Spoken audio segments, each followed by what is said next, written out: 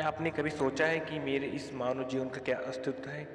मेरे लिए इस मानव जीवन जो कि ईश्वर की अनमोल देन है, उसकी क्या महत्ता है? क्या आपने कभी अपने आप को गहराइयों से जानने का या समझने का प्रयास किया है? मानवीय तौर पर कहा जाए तो हम इस जीवन को सिर्फ अपनी ज़रूरतों को पूरा करते करते ही व्यतीत कर देते हैं। एक मनुष्य के लिए उसकी ज़रूरत क्या है? रोटी, कपड़ा, मकान, यही ना? पर यह दरअसल यह सत्य नहीं है। हर मनुष्य का जन्म इस धरती पर एक विशेष कारण से होता है, जिसे हम धीरे धीरे समय के साथ समझते चले जाते हैं। कई लोग अपने इस मानव जीवन के सत्य को समझ ही नहीं पाते, क्योंकि वे हमेशा नकारात्मक सोच ही रखते हैं।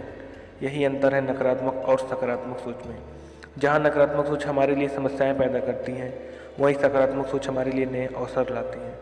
आइए इस जीवन के सत्य को एक कहानी के द्वारा समझने की कोशिश करते हैं। तो वीडियो को लाइक करके चैनल को सब्सक्राइब कर दीजिए ऐसे कहानियों के लिए। ये कहानी है एक धनवान सेठ की। एक गांव में बहुत बड़ा धनवान व्यक्ति रहता था। लोग उसे सेठ धनीराम कहते थे। उस सेठ के पास प्रचुर मात्रा में धन संपत्ति थी, जिसके कारण उसके सगे संबंधी, रिश्तेदार, भाई बहन हमेशा उसे घेरे रहते थे और वो उसी के लाग अलापते रहते थे। सेठ भी उन सभी लोगों की काफ़ी मदद करता। तभी अचानक कुछ समय बाद सेठ को भयंकर रोग लग गया। इस भयंकर बीमारी का सेठ ने बहुत उपचार करवाया, लेकिन उसका इलाज नहीं हो सका। आखिरकार सेठ की मृत्यु हो गई। यमदूत उस सेठ को अपने साथ ले जाने के लिए आ गए। जैसे ही यमदूत सेठ को ले जाने लगे, तभी सेठ थोड़ी दूर जाकर यमदूत से प्रार्थना करने लगा कि मुझे थोड़ा सा समय दे दो, मैं लौटकर तुरंत आता हूँ। दूत ने उसे अनुमति दे दी। सेठ ने सोचा कि एक बार मैं अपने सगे संबंधियों को देख के तो चलूँ।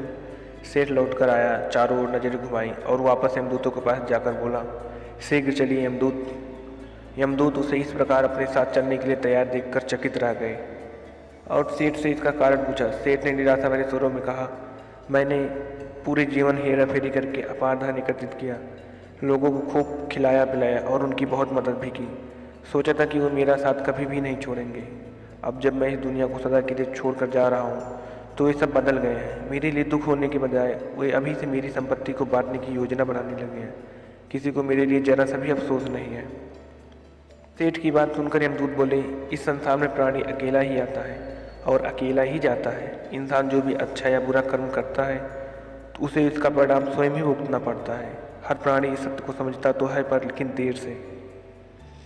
कहानी से सीख, हम इस बात को अपने जीवन में भी देख रहे हैं। लोग जीवन के सत्य को भूलकर मानव द्वारा बनाए गए जाल जैसे लालच, रुपया, पैसा, बुराई आदि तले दब गए हैं।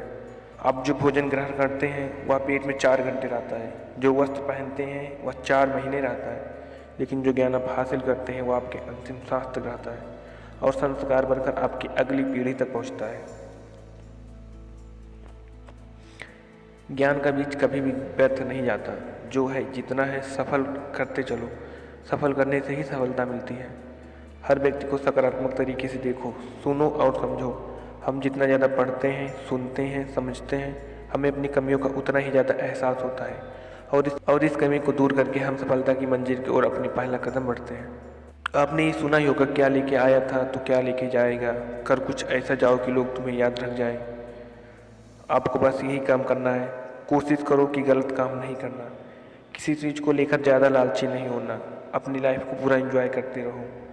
कोशिश करो कि आप हमेशा खुश रहें और हमें बताएं कि आपको कहानी कैसी लगी। कमेंट में ज़रूर। वीडियो को लाइक करके चैनल को सब्सक्राइब करिए ऐसी मोटिवेशन कहानियों के लिए। धन्यवाद।